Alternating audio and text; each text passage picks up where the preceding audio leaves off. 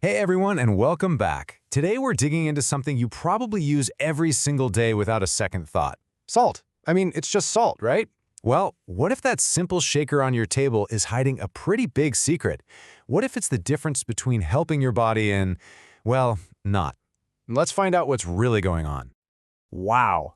Okay, let's just jump right in with this statement from our source material because it really sets the stage. It's drawing a huge line in the sand. On one side, you've got your standard table salt, which is described as being stripped of minerals.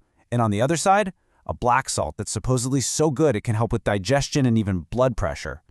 This is the whole conflict we're going to unpack. And that quote really brings us to this big question, doesn't it? It kind of makes you stop and think. We're all using salt to make our food taste better, but are we accidentally working against ourselves? That's what we're here to figure out. All right, to make sense of all this, we're going to frame it like a story. And you know, every good story needs a villain. So first up, let's unmask the usual suspects, the salts you see everywhere, and find out what our source has to say about them. And here it is, public enemy number one, your classic table salt. It's in every restaurant, every home, it's just there. But the idea here is that its familiarity might just be a disguise for a product that's a whole lot different from how it started out in nature. So this is where it gets really interesting. This is the core argument from the source. The claim is that during all the heavy industrial processing, table salt gets stripped of all its natural trace minerals, the good stuff. Then, to stop it from clumping up in the shaker, anti-caking agents get added, some of which apparently contain aluminum. And the final piece of the puzzle? The source connects this refined version to potential spikes in blood pressure. Okay, so right about now you might be thinking, "Oof, I'm good. I use kosher salt. It just feels healthier, right? The big crystals, the whole vibe." But not so fast. Our source suggests we need to put that one under the microscope too. And the problem, as our source points out, boils down to one little thing: iodine. Your thyroid absolutely needs iodine to work correctly. Now, most table salt is iodized, which was a huge public health win 100 years ago. But here's the kicker. A lot of the big kosher salt brands on the shelf are not.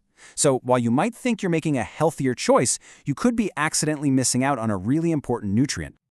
All right, enough with the bad news. Let's flip the script. We've met the villains, so now it's time to bring in the heroes of our story. Now that we know the potential problems, let's meet the solutions that our source material proposes. And this is the best part. The takeaway isn't that salt is evil and you should never touch it again. Not at all. It's just about being a little smarter about which salt you choose. And the great news is there are some really fantastic, flavorful, and potentially beneficial options out there just waiting for you. So, let's meet our two champions. First up is black salt, which is also called kala namak. The source says its unique mineral profile, especially those sulfur compounds, can actually help with digestion. And trust me, it has this incredible savory, kind of eggy flavor that is a total game changer in certain dishes. And then we have smoked sea salt. Oh man, this is such an easy upgrade. It's just natural sea salt that hasn't been processed to death, and it's smoked over real wood. The flavor is just amazing on pretty much anything. So, we've profiled the villains, and we've met the heroes. And that brings us to the final part of our story, the crossroads. This is the point where all this information becomes something you can actually do right in your own kitchen. So, before we get to the final cheat sheet, the main idea is really this. It all just comes down to a simple, conscious choice. It's about that moment you're standing in the grocery aisle, looking at the shelf, and actually understanding the difference between the options in front of you. And here it is. This is the whole explainer in one simple table. This is your guide. The argument from our source is crystal clear.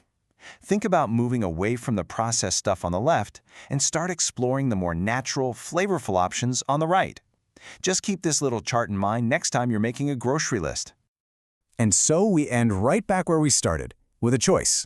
It seems like such a small thing, right? A pinch of salt. But it's a choice you make over and over again.